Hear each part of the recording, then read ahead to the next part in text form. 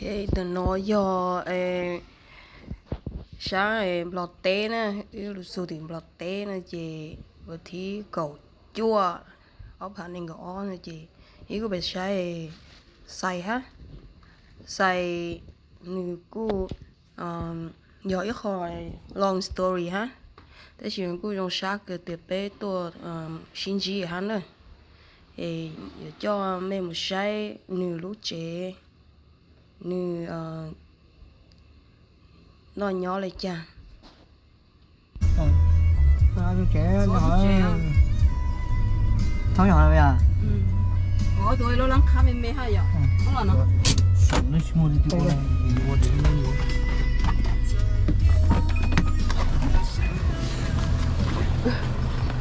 ai sân bay đi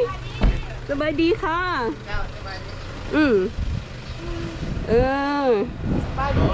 อยู่นี่บ่ เจ้า มีหลังคาหน่อยด้วยบ่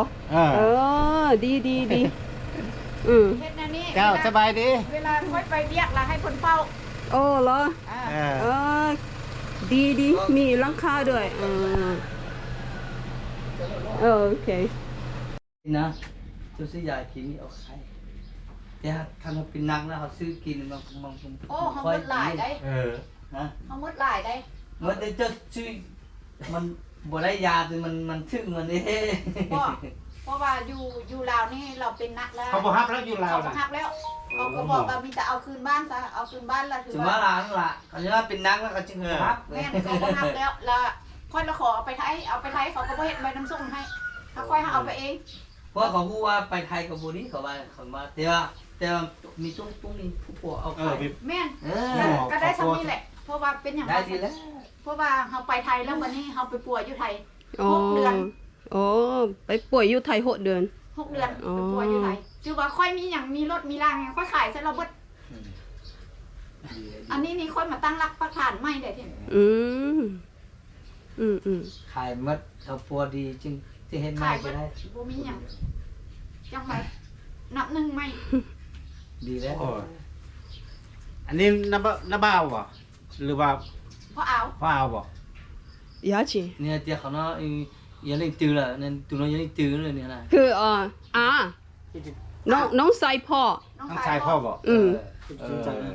น้องใส่พ่อ ใส่ น้องชายพ่อ น้อง ลูก ชาย ชาย เพิ่นบ่ เดี๋ยวนี้ลูกชาย เนี่ย ก็ไป อันฮู้มันแต่คนแต่คนน่ะ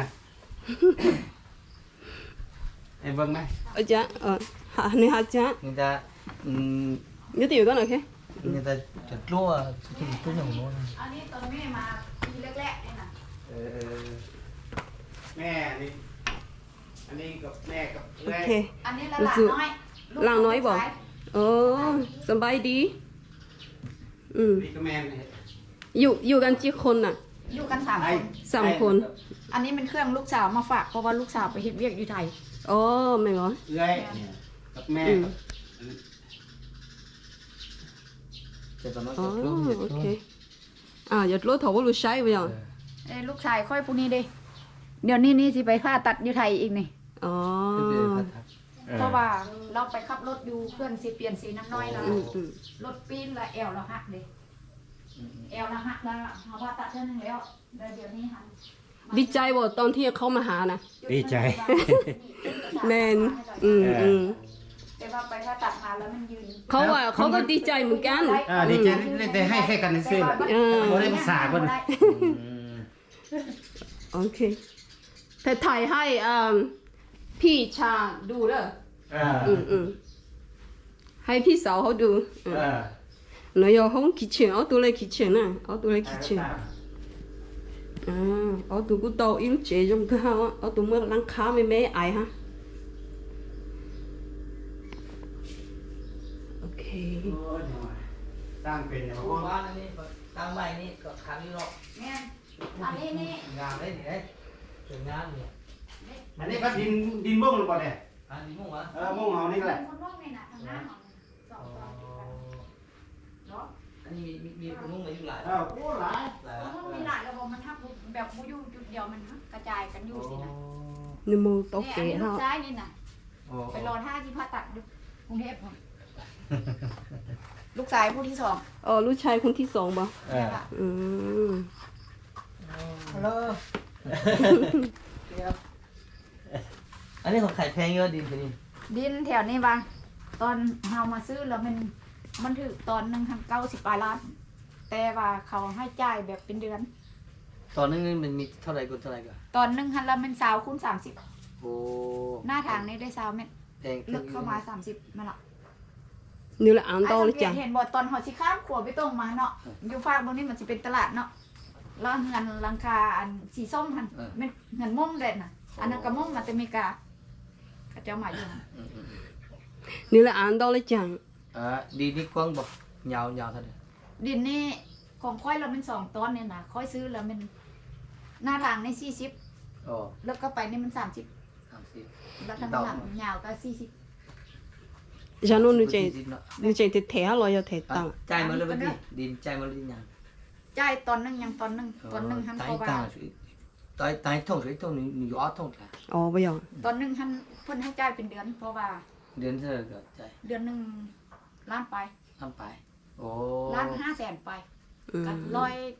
ตะกี้แล้วมัน$100เดี๋ยวนี้แล้วมัน100 อืมโอ้อันนี้เป็นผู้สูงคักเด้อันนี้ แม่นไอ้เหลียวเบิ่ง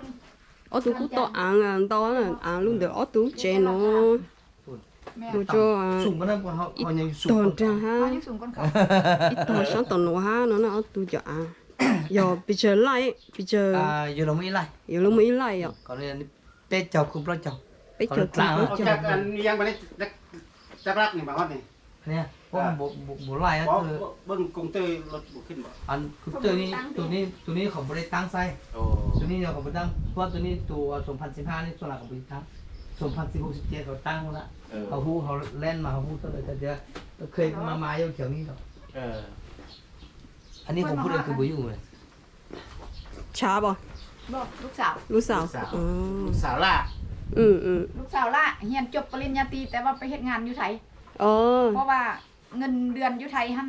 กับ สูงกว่านี่บ่ เงิเดือลวแม่น Ừ. บ่ เฮาไปเฮ็ดเวียกอยู่พุ่นได้เดือนหนึง เพราะว่า ไปนี่ อยู่ไทยนี่เอาเงินบาท แม่น ต่ำก็อย่าเอาเงินบาทมาใส่เรานี่มันสูง เออ นะ Ừ. Man. สบายดี เ